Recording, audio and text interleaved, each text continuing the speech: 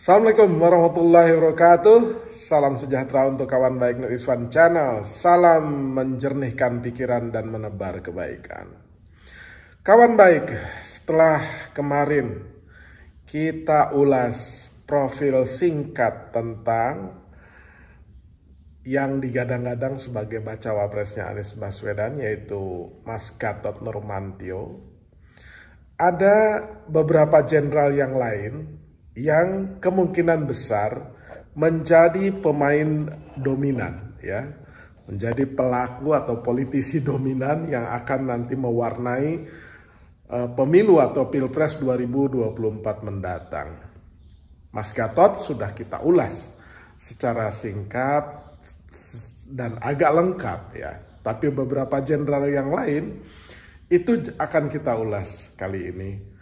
Nah, kenapa figur-figur yang memiliki background militer ini kita ulas? Karena menurut Nur Iswan Channel, ya, salah satu, ya, menguatnya kembali sosok Prabowo Subianto di pentas politik akhir-akhir ini, bahkan di beberapa lembaga survei ia sudah mulai menyalip Ganjar Pranowo.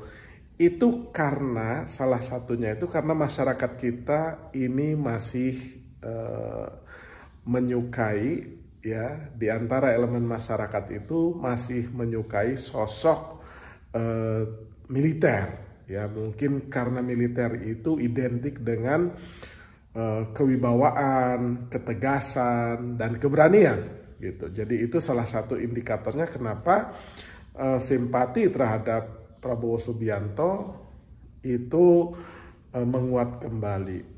Nah, padahal itu ada beberapa figur militer yang lain yang mungkin bisa kita lihat kali ini. Jadi prediksi Nur Iswan Channel itu setidaknya ada 3 figur jenderal purnawirawan yang akan ikut mewarnai dan menjadi mungkin faktor game changer, ya, yang akan membuat Pilpres menarik, ya. Siapa saja itu? Ya, kemarin udah kita ulas Mas Gatot Nurmantio, dan tentu saja sosok Prabowo Subianto itu juga akan menarik untuk diperhatikan. Selain itu ada sosok Andika Perkasa, ya, mantan Panglima TNI juga, yang juga menarik untuk diamati manuver-manuver politiknya. Sebenarnya ada sosok yang lain, ya, yang juga mantan Panglima TNI, yaitu Pak Muldoko, yang sekarang menjabat sebagai Kepala Staf Presiden. Tetapi kans Pak Muldoko jika dibedah itu sepertinya di ruang publik itu sosoknya di bawah dominasi 3 jenderal purnawirawan yang tadi, Prabowo, Gatot Nurmantio, dan Andika Perkasa. Ya, itu faktanya seperti itu. Salah satunya mungkin, ya, mungkin karena Pak Muldoko akhir-akhir ini terlanjur punya stigma kontroversial, ya, dengan merebut dan mencoba merebut Partai Demokrat dari Pak SBY dan dari Agus Harimurti Yudhoyono. Nah, sebenarnya pertarungan politik di internal partai itu biasa, tapi publik melihatnya ada cara yang terlalu kasar lah mungkin, ya, dianggapnya gitu, sehingga figur Pak Muldoko juga menjadi figur yang kontroversial. Jadi itu sebenarnya kenapa Pak Muldoko masih belum diperhitungkan dan diprediksi untuk menjadi pemain utama yang mendominasi Pilpres atau pemilu mendatang, terutama Pilpres, ya. Nah, kalau kita melihat siapa dan bagaimana profil 3 jenderal yang akan dominan, ya, itu sebenarnya semua orang sudah amat sangat paham, yaitu pertama tentu saja kita harus menyebut Prabowo Subianto. Ya, Prabowo Subianto ini kawan baik sudah tahu semua, ia merupakan Ketua Umum Gerindra dan memang oleh Gerindra digadang-gadang untuk menjadi calon presiden dideklarasikan sudah secara resmi oleh partainya gitu. Cuma masih bingung aja atau masih hati-hati, lebih tepatnya hati-hati sekali memilih calon wakil presidennya. Gerindra sudah berkoalisi dengan PKB. Nah, Pak Prabowo itu kan kelahiran kalau tidak salah tuh tahun 51. Berarti usianya udah sangat senior. Dan banyak menghabiskan karirnya itu di dunia militer. Ia menjadi tentara, ya kan. Setelah malang melintang ikut orang tuanya ke luar negeri. Pak Prabowo ini, kawan baik, itu anak dari tokoh Partai Sosialis Indonesia, yaitu Sumitro Joyo Hadikusumo, yang dikenal juga sebagai Begawan, ya, guru besar ekonomi UI. Ya, adiknya itu Hasim Joyo Hadikusumo itu yang pengusaha itu. Nah, karirnya memang banyak di Kopassus, ya, sampai kemudian ia menjadi Danjen, ya, Komandan Jenderalnya Kopassus. Kemudian ia menjadi Pangkostrat, ya, Pangkostrat, dan terakhir jabatannya itu adalah Kepala Sekolah Staf dan Komando ABRI.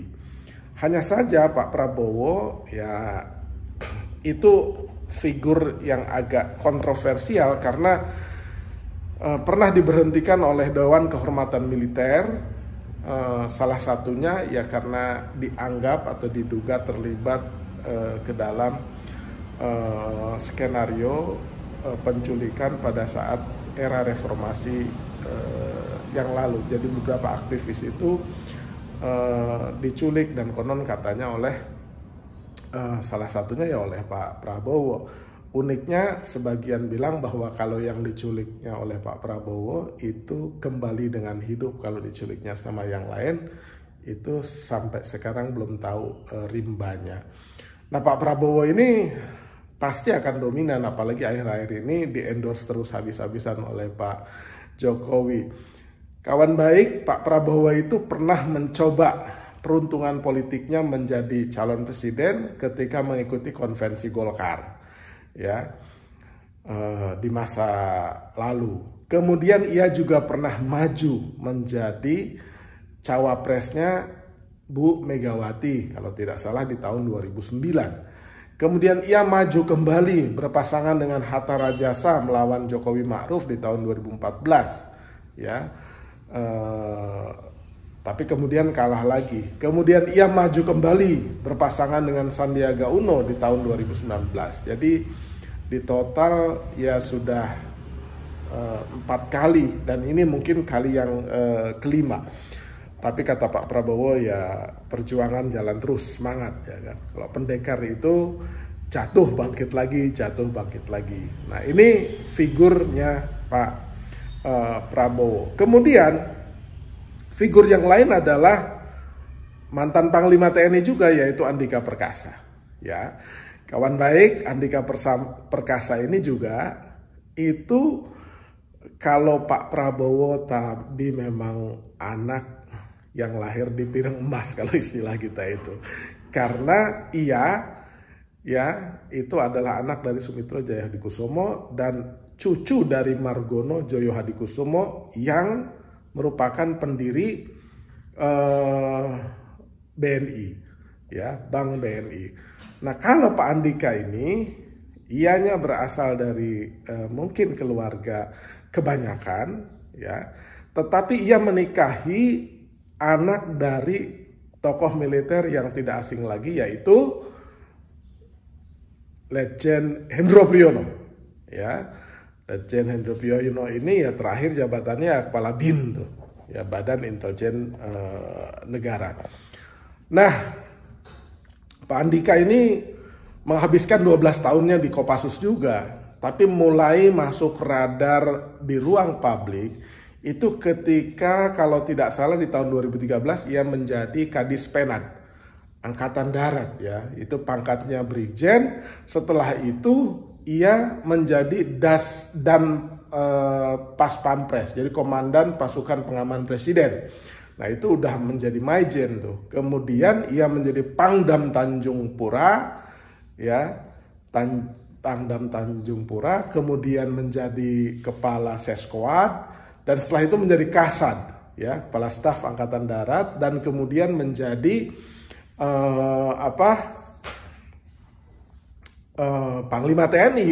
Nah, ia sebenarnya digadang-gadang dan sudah disebut waktu itu oleh Nasdem, 3 nama yang disebut oleh Nasdem di Rakernasnya dulu di Juni 2022, bahwa capresnya itu Ganjar, Anies, dan Andika Perkasa.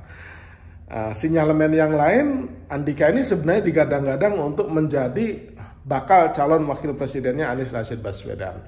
Tetapi perkembangan terakhir, ia hadir di acara PDIP di GBK kemarin dan menyatakan siap untuk menjadi ketua tim pemenangan Ganjar apabila ditugaskan. Kebetulan sebelumnya Mbak Puan itu menyebut-nyebut bahwa sosok Andika Perkasa ini digadang-gadang menjadi salah satu kandidat ketua tim pemenangan.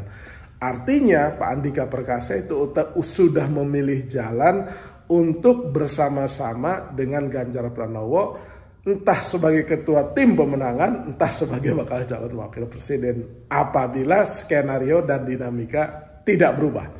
Jadi kira-kira kalau ia menjadi ketua tim pemenangan, ya ia akan dominan di ruang publik di Pilpres mendatang tuh, apalagi jadi cawapres gitu.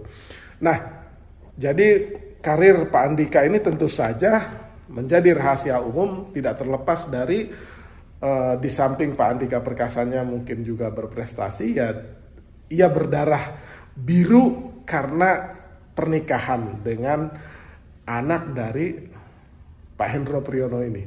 Dan Pak Hendro memang dari dulu ya kecenderungannya itu dekat dengan Megawati Soekarno Putri dan PDIP gitu. Jadi Pilpres mendatang itu adalah setidaknya pertarungan yang dominan di antara 3 jenderal purnawirawan ini.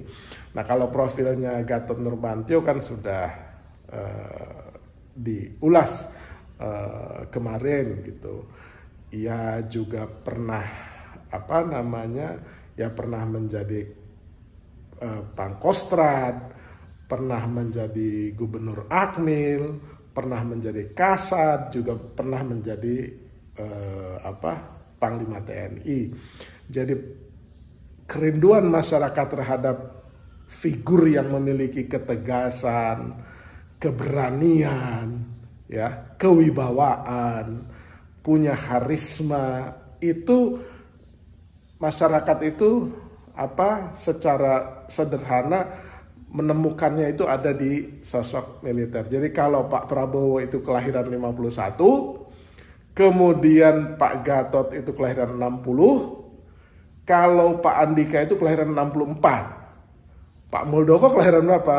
Kelahiran tahun 57. Itulah kawan baik, sosok-sosok 3 atau 4 jenderal yang mungkin harus kita perhatikan kiprah politiknya di Pilpres mendatang.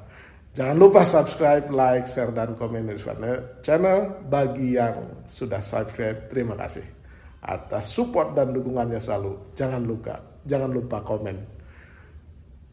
Terima kasih.